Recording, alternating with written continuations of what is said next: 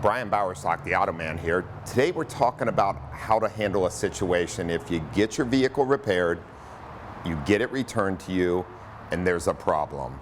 The first thing you want to do, no matter what, if you have a running problem, driving problem with a vehicle, and you're in a situation such as on the freeway, an overheating problem, get yourself to a safe spot where you can stop the vehicle. So in other words, get off the freeway, get to a side street, you can pull over and stop, shut the vehicle down.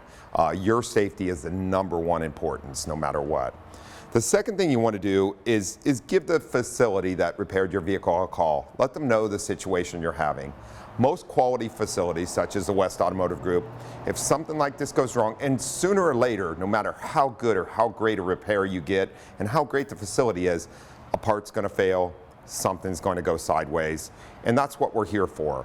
So if you were to give us a call, we help you find out a way to get the vehicle back to us, get you taken care of where you need to go, and that is the most important thing when it comes to a repair, how somebody stands behind it. So if you do get your vehicle repaired and you are having a problem, make sure and reach out right away. Hopefully the facility you're dealing with will help you out, get you to where you need to be safely.